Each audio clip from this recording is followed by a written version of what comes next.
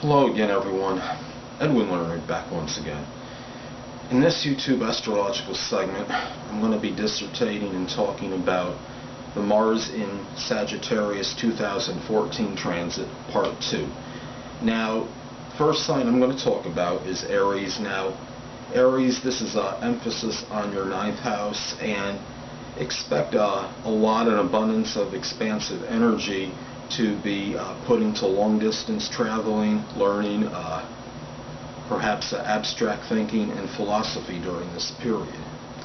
You may be more outspoken with in-laws than usual, perhaps more arguments with in-laws than you ordinarily would have, if applicable. Now, you may feel more adventurous than ordinarily. There may be an increased interest in athletic competition, or just go for doing things outdoors. Now, Taurus, the emphasis is on the 8th house. Now, more enthusiasm may be injected into matters pertaining to a sexual partner. You may feel more optimistic than usual as far as in regards to making a change in your life scheme or transformation of some kind. Perhaps it may involve a workout routine regime. The relationship with the sexual partner may be more contentious perhaps than usual during this period. Now, Gemini, the emphasis is on the 7th house. There may be more exuberance than usual in the relationship sector of your life, which can include platonic and romantic partners. If unattached, you may enthusiastically seek out a significant other. Relationships in general may be a little more acrimonious than usual. In spite of Mars being in the jovial or jocular sign Sagittarius, because Mars, of course, is that planet connected with anger, so obviously there might be more, I guess you could say, combative situations. I'm not saying necessarily physically, but more arguments connected in your relationships than ordinarily. Now, Cancer, the emphasis is on your 6th house. You may tackle work assignments with more exuberance and enthusiasm than usual. Be careful not to overdo it in the work sphere of your life, because Cancers are not exactly notorious for having a strong, robust constitution. Now, people at work may be more combative than usual. More people may require you to be of service to them. You might get more demands from others to do work-related things during this period. Now, Leo, the emphasis is on your 5th house, and there may be an inclination to do more enjoyable things outdoors during this transit.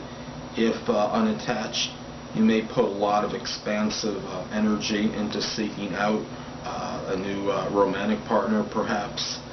You may enthusiastically take on more hobbies during this transit. You might, the danger is to become, not to become over indulgent in matters that are connected with fun, amusement, and even perhaps gambling or speculation during this period. Now, Virgo, the emphasis is on your 4th house. There may be some philosophical differences with family members during this period. Even mundane or menial tasks around the house may be done with a little bit more enthusiasm than ordinarily, and with a more carefree or effervescent nature behind it. Now, there may be a greater propensity for perhaps doing some like what I call outdoor home activities, such as like playing lawn darts, or just something, doing something as far as outdoors around, I guess, in your own home, like in your yard or something. So anyway, people, that will conclude this YouTube astrological segment for the Mars in Sagittarius transit 2014, Part 2. Stay tuned next time, where I'll be dissertating and talking about the Mars in Sagittarius transit 2014, Part 3. Two things I want to get with you on before I head out. Firstly, the stars may impel but do not compel. And secondly, never isolate any single astrological element, aspect, planetary placement, position, configuration, influence, or what have you, and make an analysis on a person, astrologically speaking, based on this alone. Because a person astrologically is the sum of all their components in their natal chart, and not just one. Until next time, people, stay well.